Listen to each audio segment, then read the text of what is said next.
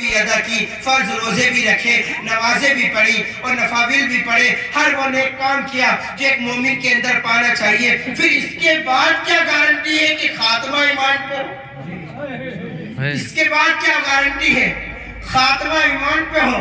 ایک حدیث بیان کر دوں میں، مشکات کی حدیث رہی ہے اور قاضی عیاض نے بھی اس کو شفا شریف میں لکھا، اس کی تشریح علم نشرہ میں اعلیٰ حضرت کے والد محترم مولانا نقی علی خان نے لکھی ہے، تو فرماتے ہیں کہ جو اہل بیت کی محبت میں مرا، یعنی جس نے حضور کی آل سے محبت کی اور اسی پر مرا، تو وہ مومن ہو کر دنیا سے گیا۔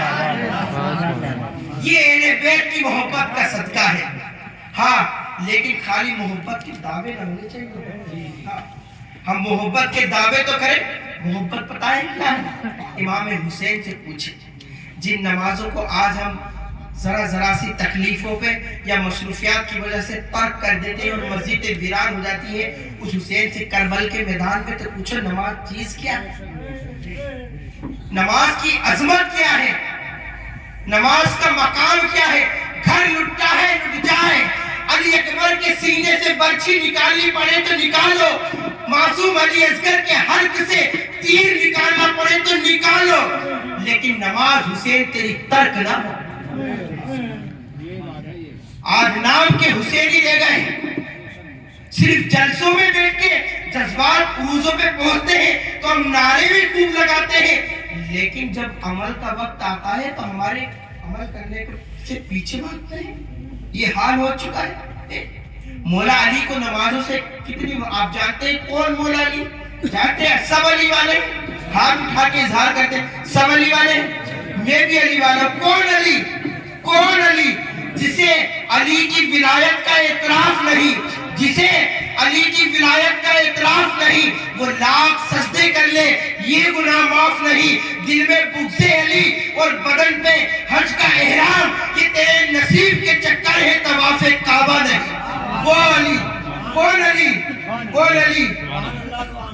وہ علی جو کعبے میں پیدا ہو، بے شک، سبحان اللہ، 13 رجب کو جو کعبے میں پیدا ہو۔ اس روایت کو المستدرک کے اندر امام حاکم نشاپوری نے لکھا ہے، یہ روایت جو ہے، اور اس کو محدث دہلوی نے بھی لکھا ہے، اور مخدوم سمنہ میں لطیف اللہ کا گھر ہے۔ یہ اور بات ہے کہ تمام مساجد میں سب سے افضل اور مرتبے والی ہے۔ جو کعبے میں پیدا ہو، مسجد میں پیدا ہو، اور مسجد میں شہادت ہو علی کی، یعنی علی کی ابتدا بھی مسجد ہے اور علی کی انتہا بھی مسجد ہے، تو ذرا غور کرو، جس کی ولادت مسجد کے اندر ہو اور جس کی شہادت مسجد کے اندر ہو، ان مسجد سے علی کو محبت کتنی ہوگی، لیکن انہی مسجدوں کو سب سے زیادہ قوم مسلم نے ویران کیا ہے۔ فجر کا یہ حال ہو چکا ہے کہ 4 یا 5 نمازی بامشکل نظر آتے ہیں، اور پھر بھی ہم علی والے، یہ ہمارا حال ہو چکا ہے۔ امت پوری دنیا کے اندر کٹ رہی ہے، پٹ رہی ہے، کوئی ایسا ملک، کوئی ایسا خطہ نہیں جہاں پر مسلمانوں پر ظلم و ستم نہ ہو رہے ہیں، لیکن پھر بھی ہم حسینی ہیں، ہم علی والے۔ آپ جانتے ہیں مولا علی کے ایک جنگ میں تیر لگ گیا، صحابہ نے فرمایا کہ 2 صحابہ ان کو بازو سے تھامے اور 2 ٹانگوں کی طرف سے تھامے۔ مولا علی نے فرمایا ایسا نہ کرو، مجھے تکلیف ہوگی، پشت میں تیر لگا تھا۔ پھر کہا ہے علی یہ تیر کیسے نکلے گا؟ آپ فرماتے ہیں جب میں اللہ اکبر کہہ کے نماز کے لیے کھڑا ہوں نا، تم میری پشت سے تیر کھینچ لینا، مجھے احساس بھی نہ ہوگا۔ یہ مولا علی ہے۔ میرے مولا علی فرماتے ہیں میں تو جنت میں بھی اللہ کی بارگاہ میں عرض کروں گا، مولا تو مجھے جنت میں بھی اجازت دے کہ میں تجھے سجدے کروں۔ یہ نمازوں سے محبت ہے مولا علی کی۔ مولا علی فرماتے ہیں لوگوں، جنت سے زیادہ دل میرا مسجد میں لگتا ہے۔ فرماتے ہیں جنت میں میرا دل خوش ہوتا ہے اور مسجد میں جاتا ہوں تو میرا رب خوش ہوتا ہے۔ اب ہمیں حق ہے کہ ہم علی والا کہلائیں، ہماری محلے کی مسجد ویران پڑی ہو اور پھر ہم کہلائیں کہ ہم علی والے ہیں، ہم حسینی ہیں؟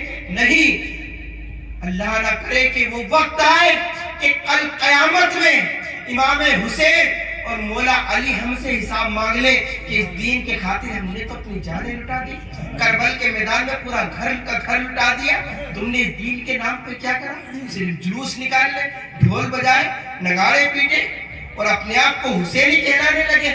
نہیں، میرے آقا علیہ الصلوۃ والتسلیم کی پیارے دیوانوں، ایمان لانے کے بعد سب سے افضل کوئی فریضہ اور عبادت ہے تو وہ نماز ہے۔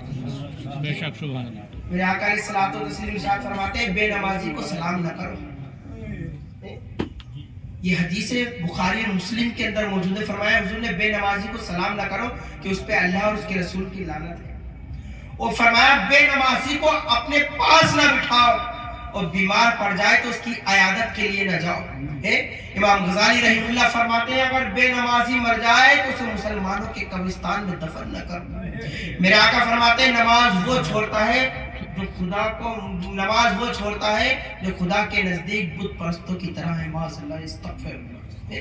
یہ تو امام اعظم ابو حنیفہ کا احسان ہے کہ جنہوں نے یہ فتویٰ دیا کہ نماز ترک کرنے والا کافر نہیں ہے، ہاں نماز کو ہلکا جان کے چھوڑنے والا یا نماز کی بے قدری کرنے والا کافر ہو جائے گا۔ لیکن امام شافعی فرماتے ہیں جس نے ایک وقت کی نماز کو ترک کر دیا جان پوچھ کر اب وہ کافر ہو گئے۔ بخاری کی اس حدیث کی روشنی میں کہ جس میں حضور علیہ الصلوۃ والتسلیم نے ارشاد فرمایا جس نے ایک وقت کی نماز کو ترک کیا وہ ہے اس نے کفر کیا، تو امام شافعی نے یہاں سے یہ فتویٰ دیا، لیکن امام غزالی نے کہا کفر، امام اعظم نے کہا کفر نہیں کیا، کافر جیسا کام کیا۔ تو اپنی نماز اگر ترک ہو رہی ہے لیکن اگر نماز کو ہلکا جان کر ترک کرا ہے تو پھر ہمارا ایمان سے کوئی تعلق نہیں۔ ہم مسلمان بھی کہلائے اور نمازیں بھی چھوڑ دیں، ہم مسلمان بھی کہلائے اور شرابیں بھی پیے، ہم مسلمان بھی کہلائے زنا بھی کریں، بدکاریاں بھی کریں۔ آج کی جن نسل کو سب سے زیادہ اگر کسی نے برباد کیا ہے تو آج کا جو دجال ہے وہ موبائل نے تباہ اور برباد کر دیا قوم کے جوانوں۔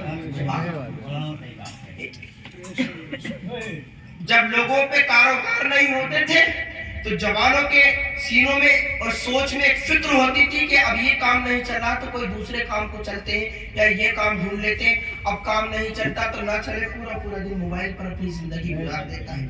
نہ دوستوں کا خیال ہے، نہ رشتہ داروں کا، نہ ماں باپوں کے پاس بیٹھنے کے لیے وقت ہے کہ گھر کا اچھا برا دیکھ لے۔ رات کو میرا موبائل ہے کمروں میں جان کے اللہ عالم پر رسول، آپ جانتے ہیں کہ آپ کا کیا حال ہے اور میں جانتا ہوں میرا کیا حال ہے کہ ہم موبائلوں پر کیا دیکھ رہے ہیں، کس سے گفتگو کر رہے ہیں، کیسے مناظر دیکھ رہے ہیں۔ میرے آقا علیہ الصلوۃ والتسلیم نے ارشاد فرمایا اگر کسی نے ایسے منظر کو دیکھا جس کو اللہ نے منع فرمایا ہے تو اللہ کل قیامت میں اس کی آنکھوں میں شیشہ پگھلا کر ڈالے۔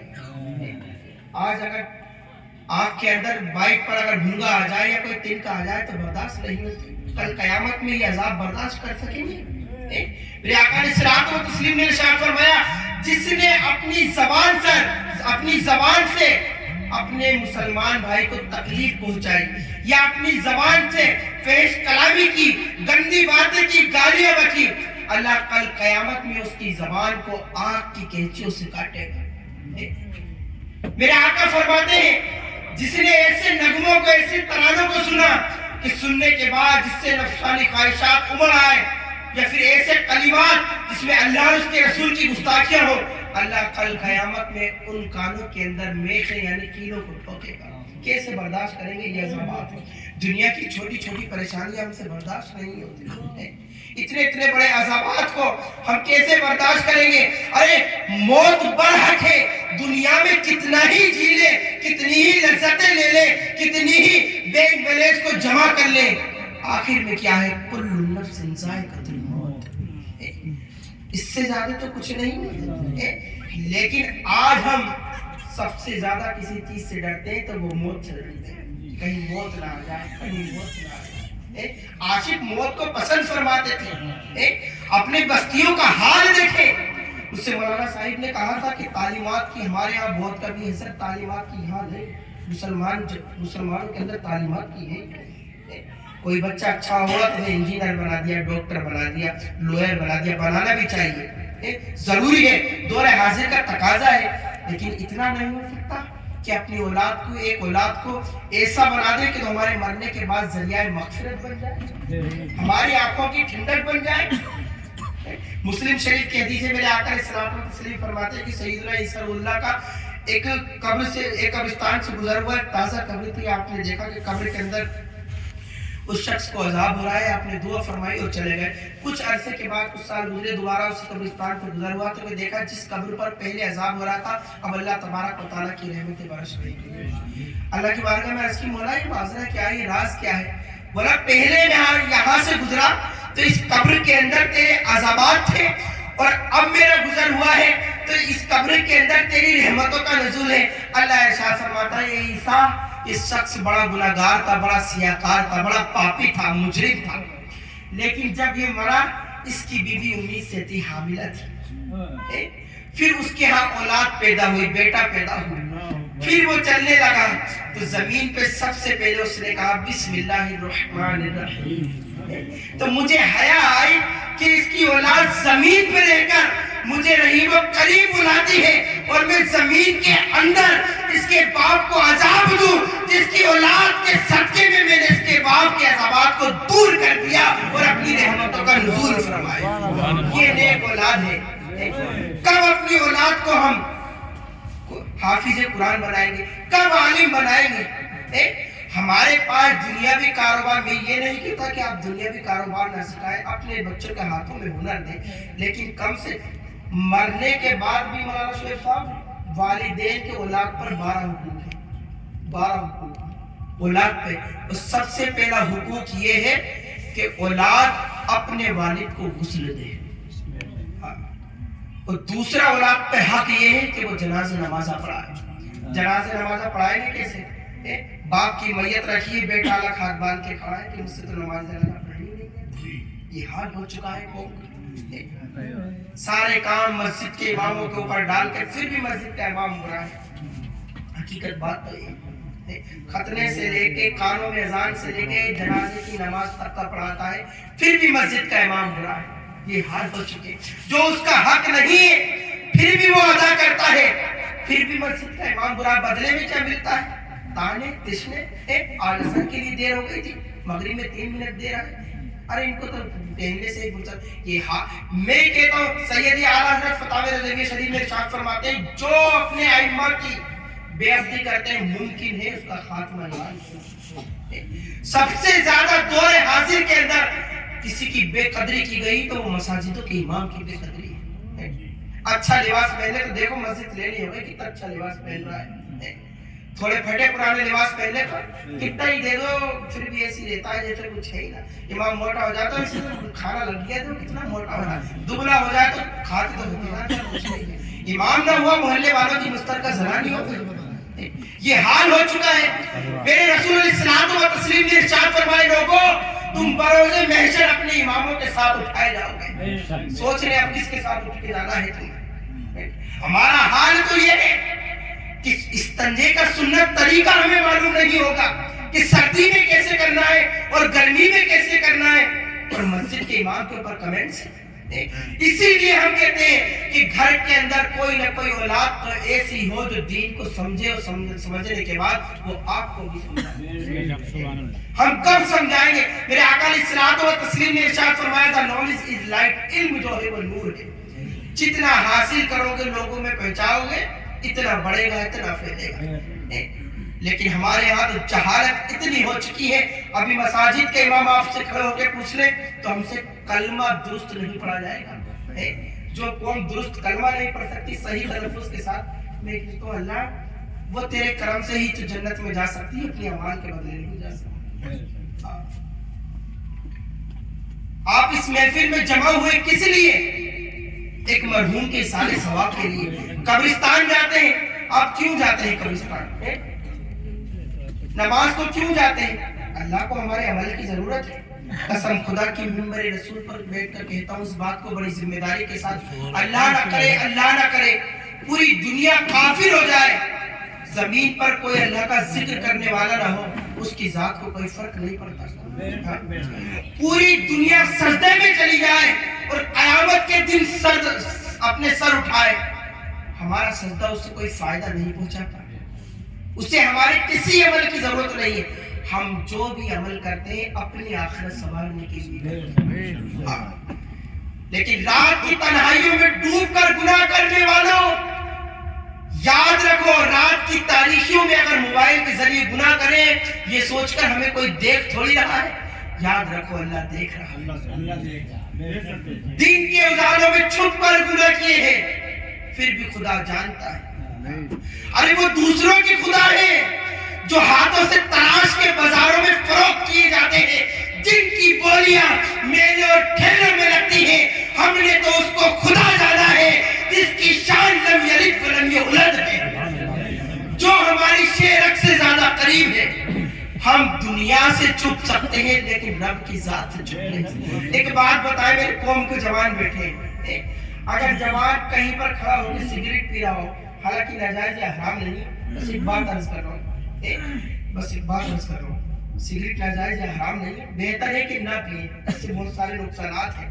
اگر ایک جوان کھڑے ہو کر کہیں باہر سگریٹ پی رہا ہو، ناجائز اور حرام تو نہیں ہے، لیکن باپ آ جائے تو خوف سے یا ادب یا احترام سے سگریٹ ہاتھ سے چھوٹ جاتی ہے یا پیچھے کو اپنے چھپا لیتا ہے. باپ کی عزت کا احترام ہے، ہونا بھی چاہیے، باپ کا ادب ہے، ہونا بھی چاہیے. جس اللہ نے پیدا کیا گناہ کرتے ہو اسی کی بھول جاتے ہیں کہ وہ نہیں دیکھ رہا ہے. اسی لیے اپنے جرم سے توبہ کر لو. اللہ قرآن کریم فرقان حمید میں ارشاد فرماتا ہے، یا ایھا الذین آمنوا توبوا الی اللہ توبۃ نصوحا. اللہ کی بارگاہ میں ایسی توبہ کرو جو اگلوں کے لیے نصیحت ہو جائے. ہاں، ایسی توبہ نہیں کہ غلطی ہو گئی، کان پکڑے اور گالوں پہ تھپڑ مارے اور تھوڑی دیر کا افسوس ہوا اور پھر اپنی اسی طریقے سے زندگیاں گزار دی. ایک واقعہ سناؤں میں آپ کو اگر اجازت ہو تو. بصرہ کی زمین پر ایک شخص تھا، ایک جوان، اس کا نام تھا حبیب سود خور. کبھی کبھی جرم اتنا بڑھ جاتا ہے کہ لوگوں کے نام کے ساتھ اسے اسی طریقے سے پکارا جاتا ہے. آپ کے محلے میں ہوں گے بہت سارے لوگ کہتے ہیں فلاں شرابی فلاں. اللہ وہ وقت نہ لائے کہ ہمارے جرم کے ساتھ ہمارے نام کو جوڑ کے بلایا جائے. اللہ نے میرے ایبوں پہ بھی پردہ ڈال رکھا ہے، آپ کے ایبوں پہ بھی بد دعا ہے اللہ قیامت میں بھی ہمارے ایبوں پہ پردے ڈالنا جیسے آج تم نے عزت رکھی. تو وہ سود کا کاروبار کرتا ہے. یہ قوم کی میری بہنیں اور بیٹیاں بھی سنیں اس کو. آج مسلمان بستیوں کے یہ حال ہے، مرد تو مرد بستیوں کے اندر عورتیں بھی سود پر پیسے اٹھا رہی ہیں. کمیٹی کہ ہم نے 20,000 دے دیا پھر ہفتہ باندھ لیا. میرے آقا علیہ الصلوۃ والتسلیم نے ارشاد فرمایا، سود دینے والا، سود لینے والا اور سود پہ گواہ بننے والا، یہ تینوں ایک ہی حکم میں ہیں اور ان کو جو رکھا جائے گا. جہنم تو خود ہی انسان کے لیے ایک سزا ہے، لیکن جہنم کے اندر ایک وادی ہے جس کا نام ہے حبہب، اور حبہب کے اندر ایک وادی ہے جس کا نام ہے لملم. اللہ کے رسول ارشاد فرماتے ہیں جہنم بھی اس سے دن میں 70,000 مرتبہ توبہ مانگتی. اتنا سخت عذاب ہے اس کے اندر. میرے آقا نے فرمایا سود دینے والے، سود کھانے والے اور سود پر گواہ بننے والے سب اس وادی کے اندر ہیں. سب سے سخت عذاب. سود کی حرمت کو بیان کرتے ہوئے میرے آقا علیہ الصلوۃ والتسلیم ارشاد فرماتے ہیں سود کھانے والے جب قیامت کے روز اللہ کے حضور پیش ہوں گے تو ان کے جو شکم ہے، ان کے جو پیٹ ہے وہ کمروں کی طرح ہو جائیں گے اور شیشوں کی مانند ہوں گے، اور ان پیٹ کے اندر سانپ اور بچھو مسلط ہوں گے جو اس کو ڈنک مارتے ہوں گے. اور ان کے زہر کا عالم یہ ہوگا کہ ان کی زہر کی شدت سے ان کی ہڈیاں چکنا چور ہو جائے گی اور ہزار سال تک وہ تکلیف کو محسوس کرتے ہیں. یہ سود کا عذاب ہے. میرے آقا علیہ الصلوۃ والتسلیم ارشاد فرماتے ہیں